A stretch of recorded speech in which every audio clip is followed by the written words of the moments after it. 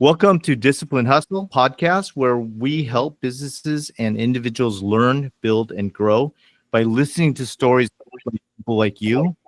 So today we have Chad Dean here, and he is from Integrated Management Resources. It's a recruiting firm, but it's much more than that. So I won't do it injustice by telling the story myself. So welcome, Chad. How you doing? I'm doing great. Doing great. Thank you, Reggie. Thank you, Rob, for having me on the show. I'm super pumped. I haven't done a podcast in a minute, so ready to knock the dust off.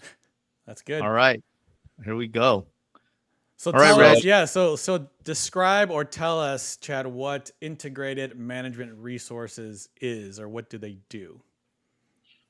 So I'll give you the elevator pitch, the shortened version, but we're gonna do a long elevator ride up to the 110th floor. Awesome. Of the One World building in New Yeah, I York was gonna City. say.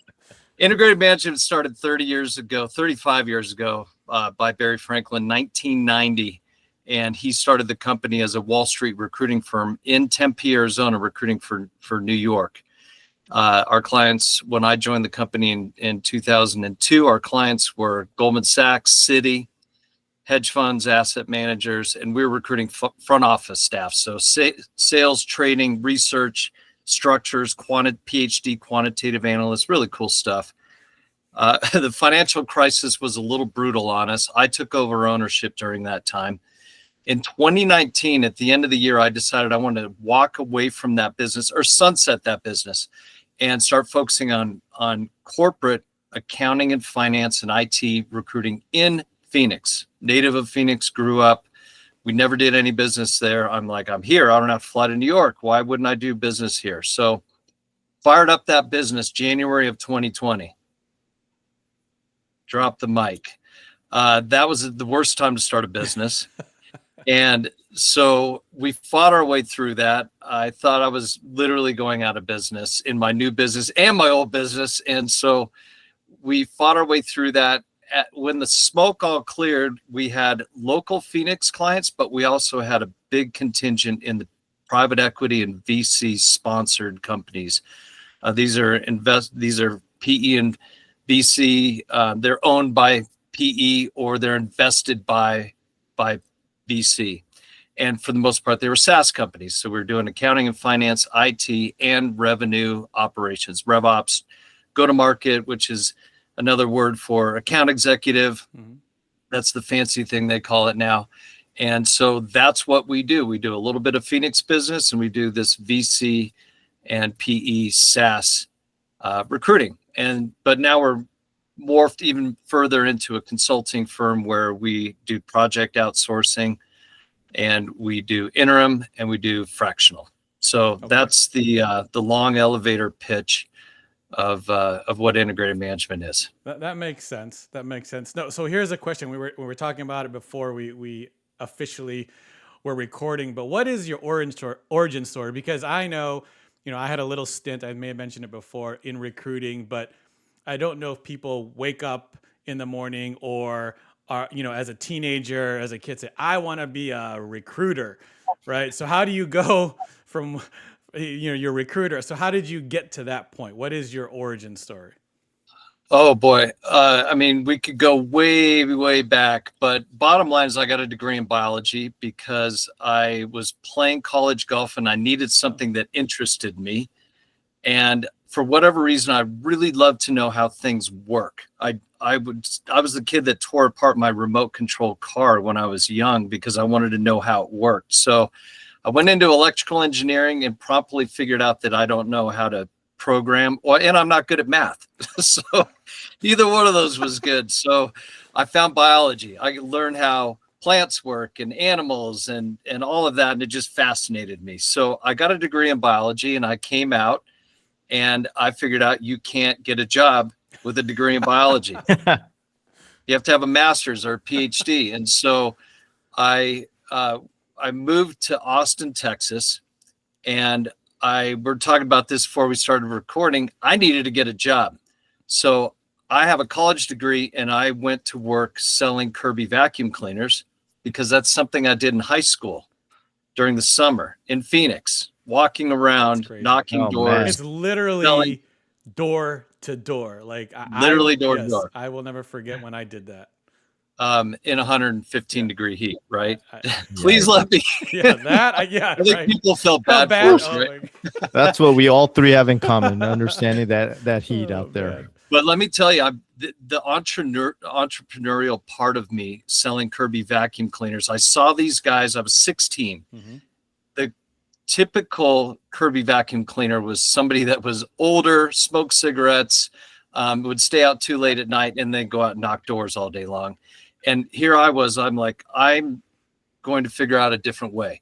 So you could buy these little knife sets or boxes of Tide, and you would give those as a gift for watching the presentation. So I literally went in the phone book at 16 years of age, and I would call in every same zip code. I just pick a zip code, and I would cold call those people and say, "Hey, I'm going to be in your neighborhood doing a demonstration. I'd love to give you a free knife set for sitting and listening to my demonstration. If you want to stop at any time, blah blah." And I'd set book calls. Nice. That I don't know, and that never came to the concept of that owner of that Kirby store, but I think people started doing it after, and I was very successful. Anyways, fast forward, couldn't get a real job in biology, and I found this company that places people in the biology world, and I called them up, and they said, well, we got one job for you. And I said, what is it? And they said, you want to go down to, I was living in Austin, you want to go down 3 hours down to Galveston and scrub oil off of ducks. Wow. And I said, yeah, that's not really what I signed up for in this biology thing. And so they called me up. I was constantly calling them, and they said, why don't you come down to our place and have a talk with us? And they said, you're type A personality. You're aggressive. You call us all the time. You should look into being a recruiter. And I said, well, what do you guys do? And they said, well, we find people jobs, and that's what we do. And I said, well, you guys are no good at it. Why would I want to go to work for you? You can't find me a job. And I looked at the money, and I didn't have any other options. So I literally went into recruiting. That's the origin story of how I got into the business. Wow. So how long ago was that? What was that? 27 years ago. So I'm still learning. Wow. Dude, Oh, that's awesome. So so now you're over there and you're working for another company. So what made you think, okay, well, you it sounded like you moved to another company, and now you're like, okay, well, let me buy this company. Like, what made you think, okay, you know what? Now it's time for me to take the reins and start my own thing, or at least take over, and now it's my thing. I believe that I was an entrepreneur from a very young age, and it resulted from the fact that I kind of had to be. So my parents split when I was very young, 6 months.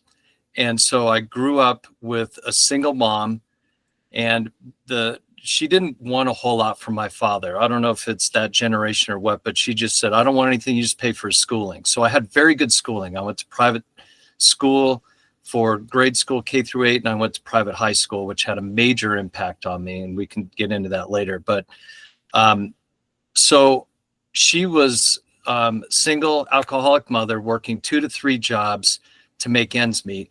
And if I wanted something, going to private school, you go with kids that have things.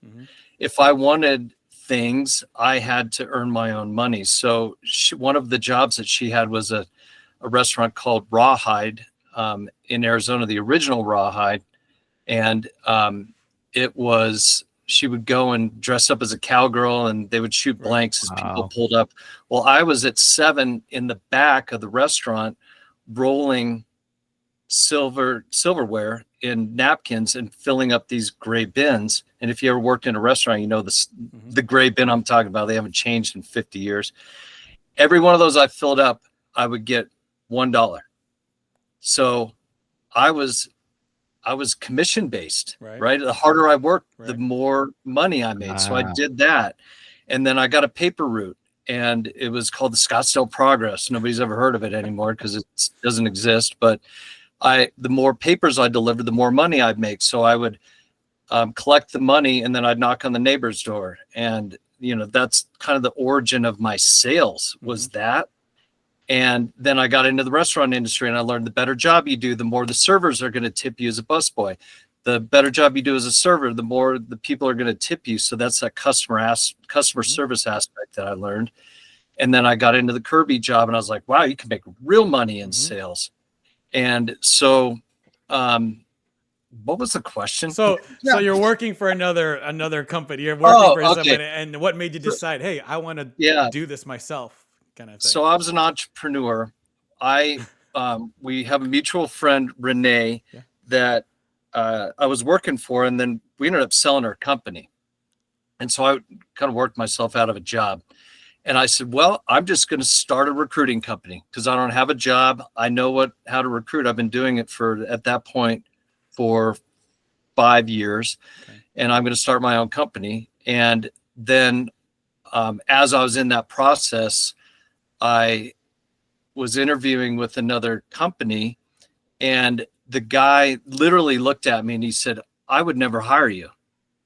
And I said, well, thank you for being so honest, but why is that? He said, because you're going to learn my business and you're going to go out and you're going to start your own business. I said, how do you know this? He goes, I just know you. I'm talking to you. I can see that you are an entrepreneur and you're going to do this. And I said, you're probably right. Thank you. Bye. And so I left. And then I ran into Barry Franklin, and I looked at that company. I said, wow, this is already built. And Barry was in his 50s, and he said, I'm going to be looking for a successor someday. So instead of starting from scratch, I joined that company and then built it up from there. Wow. Oh, wow. Yeah. I'm hearing that a lot though, like not just in recruiting, but in general, as far as there are a lot of older business owners that are probably at that same stage as Barry, like, well, my kids don't want it. I don't want this anymore. There's probably some opportunity there, right, for people maybe even working for them or somebody from the outside. But so what was your pitch to Barry? Did you have to pitch him and say, oh yeah, I'll buy it from you? Or how did you guys even have that kind of conversation? It was that's I wasn't expecting that, but really it just kind of came about where it was just kind of known. He made it known that I'm not going to be doing this forever, and I would like to bring in a successor. And he had other people working for him, but I quickly rose through the ranks and became what's called top biller, meaning I was bringing in the most money. And when you bring in the most money, you generally get more favors from the owner. And that favor was, hey, I had a partner too when I bought it with a partner. I wasn't solo. So he and I went through the growing pains of ownership and learning how to own and run a company, which is way different than working for somebody else. I'll tell you that. So he basically said, okay, we're going to go through a process where you pay in over the next couple of years, and then at the end we'll make it yours. Well, then the financial crisis hit, and I think he thought we were going out of business. So he's like, why don't we do this now? And then you pay me out of 5 years a portion of revenues with a balloon payment in 5 years. I think he just wanted money for the furniture, because he's like, we're going out of business anyways. Might as well try to sell this thing. And so this kind of leads to one of the questions is, the why, because as an entrepreneur, as a small business owner on your own, like I'm a firm believer that your why, meaning, why are you even doing this? Because there's good times and bad times, especially in your world of recruiting, right? There's the highs and the lows. And so I believe that if you have a good, strong why, that's one of the reasons that's going to keep you kind of going during these hard times, right? So what is your why? You're spot on. You've got to have a passion, Reggie. If you don't have a passion for what you do, you're not going to make it through the hard times. So I remember I said that my private high school, I went to Brophy in downtown Phoenix, and I didn't want to go there. I wanted to go to private school. I was tired of being told what I wanted to wear, what I Oh was yeah. supposed to wear Oh every yeah. day. I Uniform, yeah. hated Same. Yeah. uniforms, and I didn't want to travel all the way down. But what happened is all of my close friends went to Brophy. So I was like, okay. And then I had a teacher that said, you need to go to Brophy, because I think she knew I could go down the way wrong path, which I was very capable of. And so went to Brophy. Brophy's mantra is men for others. So you literally like devote your life to helping other people. What I do, I impact the number two most important thing in most people's lives, which is their career. Number one is faith and family. I put those together. And so I'm impacting somebody's second most important thing, how they care for their family, how they view themselves in society. There's so many important things about a career. So I'm impacting those people daily, and I get to help people daily. And I do so much free work because I just love helping people. So that is the drive. I get a call. Thank you so much for helping me find my dream job. Or I never thought I was going to work in this industry again, and you helped me out. They send me a Christmas card. The company calls me up, says, hey, thanks for finding us a great employee. And then I get paid. So it's just, it's an amazing job, what I do. So my why is helping people. And that's the passion that drives me every single day. I feel it. I feel it. Yeah, and I think right now it's especially very insightful of you to kind of talk about the second most important thing in people's lives, because right now AI, or at least perception of AI, is it's causing a lot of disruption within the traditional employment. There's a lot of people getting laid off. I hear a lot of stories from a lot of my friends and colleagues or former colleagues at some of the firms I've been at, and they all talk about the same thing. They feel so, like something's happened to them, something that's part of them, has disappeared, and they're trying to find themselves. So I hear what you're saying, because that makes a lot of sense, that it's not only a passion, but it's also something that you hold very valuable and dear to your heart, that you're helping people, find that dream job or be able to support their family, because they talk about that type of stuff. So how has the current economy and your industry's market trends, affected your business right now here in 2025? Oh boy. Well, first of all, it's not just my firm. I know a lot of other owners of similar type businesses, recruiting, right? They just may recruit in a different part of the ecosystem. Everybody's struggling as a business owner right now. Yeah. Mark my words, at the end of this year, Time Magazine is going to put on their cover word of the year, and it's going to say uncertainty. So we have this uncertain environment. When people are uncertain, the natural reaction is to not do anything. I'm not certain if there's a bear in those woods. I'm just not even going to go in there. So the uncertainty leads people to inaction. Companies are not hiring because they're uncertain about how tariffs are going to impact. Are we going into a recession? What's this long-term inflation? The macro environment, the micro environment. It's so challenging for companies to want to add staff. Well, usually if an employee leaves, they will replace that person. Well, if somebody leaves, more often than not, they're just passing that additional responsibility onto the people that are there, which makes those people unhappy. People that are facing a balance of unhappy versus uncertainty, that unhappy's really got to go a lot higher above uncertainty for them to actually take action and move. So if you don't have people leaving and moving to take other jobs, you don't have seats open up to be filled. And so, or if somebody leaves, they don't fill the position. So that's why you see so many good people that are out of work right now and can't find jobs. I mean, I have an incredible CFO that worked on Wall Street in New York, in Chicago, worked, within an investment bank, went into the private equity world, rose through the public ranks of a publicly traded company all the way to VP of finance. 9 months out of work. That guy would have been scooped up 3 years ago in 5 minutes.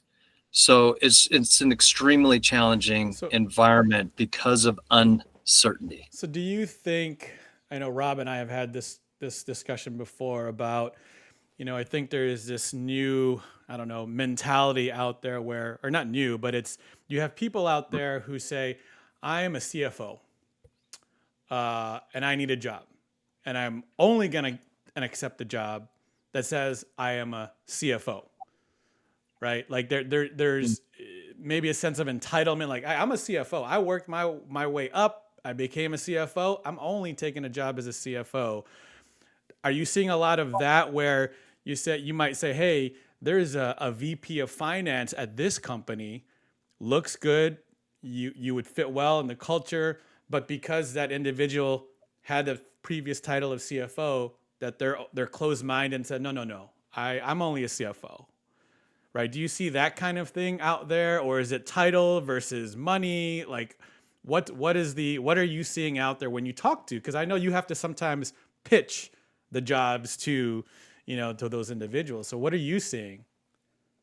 There's a direct correlation between length of time unemployed or without employment and their willingness to take a change in title, maybe take less money.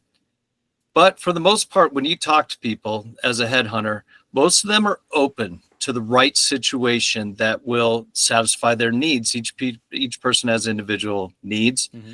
So you have to learn what those needs are. Maybe they have a passion for a certain thing. And if it's in this industry, childcare, whatever it is, I'm open to different things. People aren't that I don't believe that they're as rigid as many people think, especially CFOs. CFOs will take a VP of finance job like that and not worry about it. And so I believe that, again, it's that correlation to time out of the job. Well, what about now? Because I know you mentioned earlier fractional, right? And I know that term has become more and more popular. Are you seeing now more people, let's go back to the CFO, say, hey, you know what? Let me try that fractional CFO route if that's going to give them more opportunity or flexibility, and maybe you be a fractional CFO for multiple companies. Are you seeing more of that start to happen now? Not just CFO, but other C-level executives, like kind of that fractional? Yes. Huge increase in that. So the challenge is you're out of work. Well, then an old client calls you up or somebody you used to work with and says, hey, we got a little extra work. Do you want to do this? Mm-hmm. And now all of a sudden you're in the frac world. Yeah. And you do a little bit of that work and then something else comes to you and you do a little bit of that work and it's going along swimmingly. The problem is it's a cycle of having consulting work, not having consulting work. And you have to constantly, as that entrepreneur, you have to constantly be building business and working on the sales side, the getting your name out in society, networking. That always has to be a part of it. So it's not just like, oh, hey, I have these frac CFO jobs, I'm just going to work on the books. You also have to be doing the sales, because otherwise you're going to finish your contracts and you're going to get done and you're going to be like, what's next? Right. And then it takes you 3 months to find another contract. So now, is that something that you do, though, that you can help them with, like kind of build their 100%. own pipeline? That's what you do? Okay. Oh, we don't help. We have the pipeline, right? So we talk to our clients and we say, hey, let's talk about your problem. Can that problem be filled with a full-time employee? Can it be filled with a frac? Can it be filled with an interim? Can it be filled by you outsourcing the project? So there's different ways to do that. And so we're seeing definitely an increase. We focus in accounting and finance. So we're seeing COO, CFO, frac roles more and more. And companies are, they're like, we got to get this mess cleaned up. Yeah. And yes, it's expensive, but we're thinking about selling and you got to get the books cleaned up. Yes. I or preach that all the time. I've seen yeah, it. or we want to buy a company, but we don't know how to value it. Let's bring in a frac that has M&A experience. So yes, that's something that we help out with. But yes, to answer your question, it's really growing. Ergo the name integrated management, because I think it is integrated. I work very closely. I was an ex COO and worked very closely with the CFO. We could finish each other's sentences if the chemistry was right, because you need that kind of, operations and the financial people have to be lockstep. So yeah, makes a lot of sense. Yep. Okay. So leads us to the next question. One piece of advice you would give yourself before you started your business. What would you give yourself, now that you have all this sage knowledge, behind you, and what would you tell yourself like you were 20 years old? The number one thing is don't be so emotional.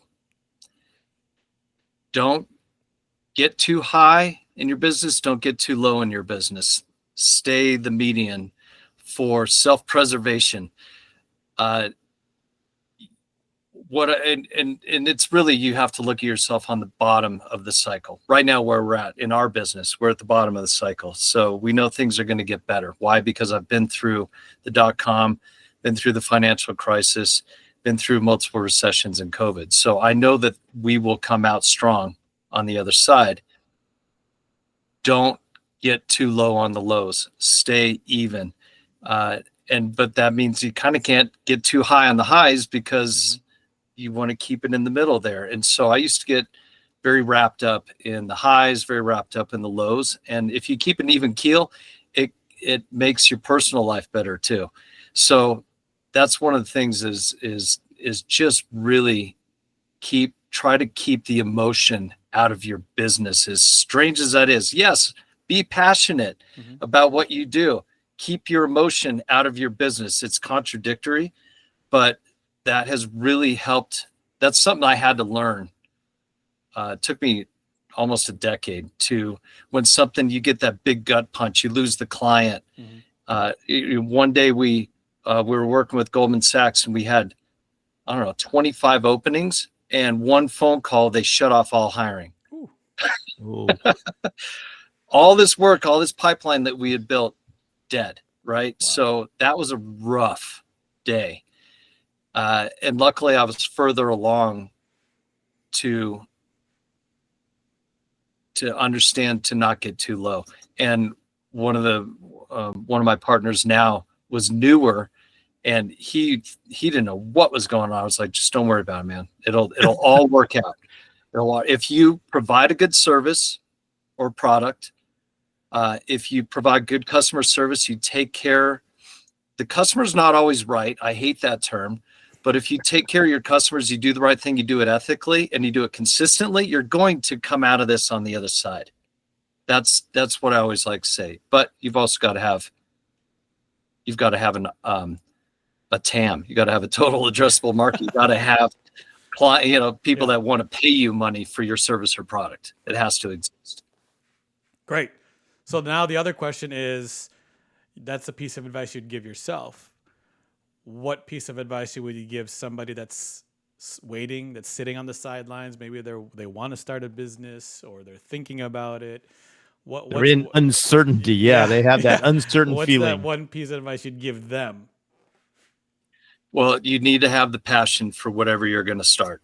If it's, I'm watching Spotify, I'm scrolling through and I'm seeing how somebody started a Shopify business, and they're selling something and they want me to pay them $5,000 of how to set up a Shopify business because it's a great side hustle. I can't stand that term either, but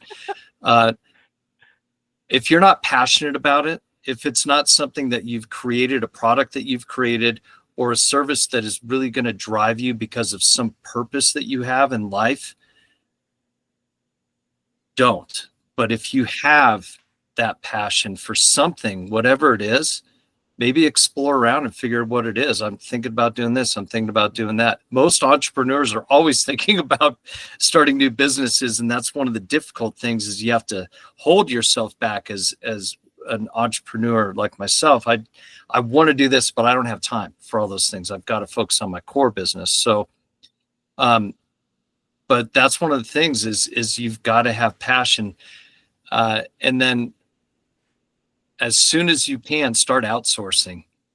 Figure out what you're not good at or what isn't your highest value in the organization. Outsource that. There's so much outsourcing that goes on now.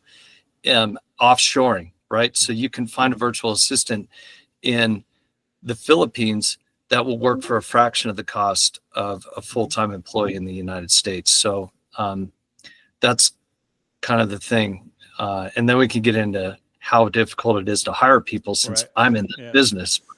But that's the advice I would give.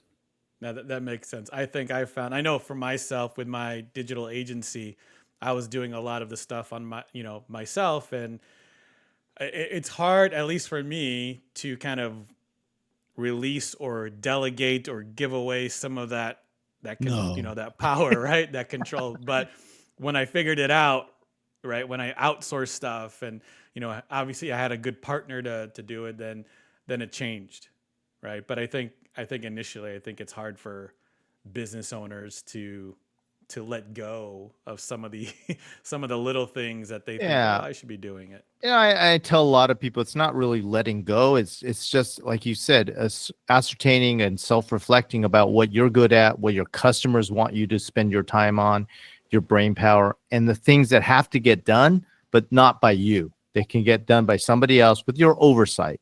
And so a lot of times I'm able to convince people, because I used to sell offshore accounting to people in India, and all the work was done in India at a fraction of the cost that it would be in the United States. And once they got comfortable with that, I said, it's accounting. Accounting's accounting. It's numbers. It's not a language. It's numbers. And then they kind of got used to that, and they really liked the bill. When they saw the bill at the end of the month, they were like, oh, this is quite efficient. This is quite economical. So it's a matter of getting used to it. And I think you're right, Chad. It's a matter of really self-reflecting. I preach that a lot to my clients. I tell them, hey, look at yourself and look at your clients, and what did they hire you for? What are you there for? What's your core strength? Stay with that. Focus on that. Don't do all these other things, because of course they're there. They don't pay you for your taxes. They don't pay you to pay your bills. All that stuff. There's a lot of help out there. So yeah, very good advice. But I've seen it fail too. Sure. The reason it fails, the number one reason that it fails, is because people say, well, I'm going to outsource this. And then they just write 10 instructions, ship it off to the person, and expect it to get done properly, and not spend the time training these people. It takes a significant amount of time to train an offshore person and course correcting them until they get it right. But yes, it costs you more time in the beginning, but that investment in time pays off in the long run. You have to understand, because I've seen people say, well, it doesn't work. Well, how much time did you put in that person? Nothing. I sent them a list of instructions and they were no good. Yeah. Okay. Let's go back. Here's how you need to do this properly. And so that's also important to think about, that it takes an investment of not just money into this outsourcing. It takes a significant investment of time in the beginning that drops over time. Do you find that AI has helped in that process? Because it did wonders for us, because I was brought in for the same reason. I'm a COO. I have all the experience. I can, but I was finding the online workers were not understanding what the client wanted. And so I used AI to kind of talk to them a little bit. It's really prompt engineering, just asking the right questions. And the computer started to really machine learn and learn how to write the procedure correctly. Because a lot of times, sometimes the owner didn't have the procedure correctly. And I go, there's flaws in your procedure. Here they are, blah, blah, blah, blah, blah, just because I had experience. But I started to share my experience with the computer, and lo and behold, it was written in a pretty good procedure for them. Because I'm big on procedures, for operations. We're all about that. So I preached that, till I was blue in the face about procedure, write it down, so that it's idiot stupid, you could just really understand it. Yeah, I've not explored the world of AI there, Rob. You're way more advanced than I am. So We'll that's tell you cool. about it next podcast. Yeah, next podcast we'll talk about it. All right. So so now the random question we have. This is the last question. We literally have a random question generator. We have no idea what it's going to be. I believe they're clean questions, but we're going to find out. Sometimes. We'll find out here. Let me share my screen. All right. Oh boy, that's a lot of questions. That is a lot of questions. All right, so But you only need one of them. Yeah. Only one of them. So we'll spin it, and then let's see what we get here.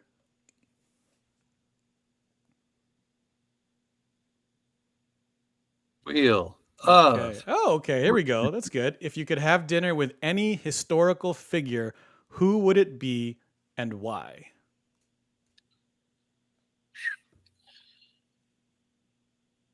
Boy. Who would it be? Historical figure. Yes. Oh, I don't know. Let's just do a podcast on my top 5, maybe. Okay. All right. It's our podcast. We could do whatever we want. So yes, top 5. There's no rules.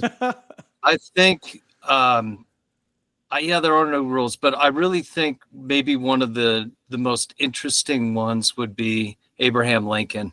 Okay. And what he had to go through in taking a completely, and maybe it's because it's pertinent to today. Yeah, it is. Where we had a completely fractured country, and he had to somehow put that country back together.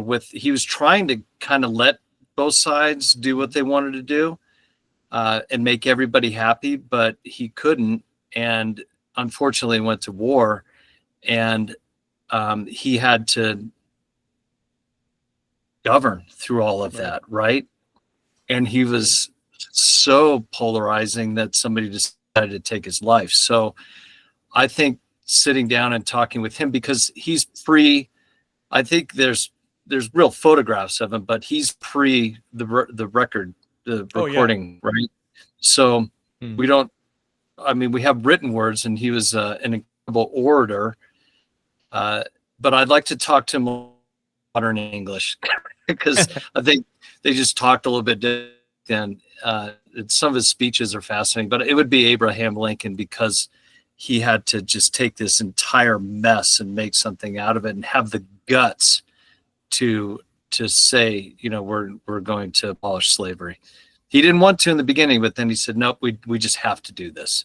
And imagine the guts that took, knowing that it was going to lead to war. So you want to do another one? That was fun. Yeah, let's definitely we'll have you on. Yeah, no, this is very good stuff and very pertinent to the time. So let's see what we got. Watch this. It's funny while you're doing that.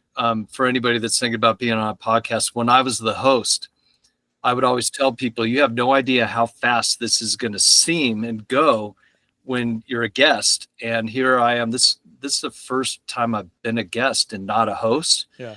And time flies when you're having fun. So. Oh yeah. All right, here we go. What do we got this time? Let's see. Wheel. It's did it again. Oh, here we go. Oh, here we go. Oh. What's your go-to karaoke song? Oh, and how confident are you in your performance? Okay. I'm not confident enough to do it right here, but I was gonna say, because I can pull it up and we could. If my wife was here, she would tell you what my go-to song is, and it goes back to when I was a freshman at college, and I was pledging Alpha Tau Omega at University of Arizona, and it was Hell Week. We won't talk about all the things that happened in Hell Week, but we had one song playing the entire Hell Week over and over and over on a loop for 5 days. And that song was Roger Miller's King of the Road. Okay. So, wow. And it's so old that most people don't even know what it is. I know that song. But anytime I go in and do karaoke, and it makes my wife cringe beyond all belief, but I get up there and sing King of the Dude, Road. I'm 100% confident on the lyrics, but I am no Roger Miller. I have that's awesome. a width about this much of of tune in my voice, and Right. then it just goes out of tune, high and low. So That's funny. yeah, No, that's good. Maybe Roger next Miller's time. King of the Road. Right. All right. For Awesome. And how do we reach you, Chad? Do we want to make sure the listeners know how to reach you? Sure. The best thing to do is go on LinkedIn and find me on there, Chad Dean. There's probably a few, but hopefully I pop up there towards top. Chad Yeah, and Dean we'll put Integrated your Management. we'll put your stuff in our description in the Great. video and the podcast. So Awesome. Send me a connection awesome. link. Well, Chad, I think we're good here. Again, appreciate you coming, and all you viewers and listeners. Thank you for listening to the Discipline Hustle podcast. Remember to keep learning, keep building, and keep growing.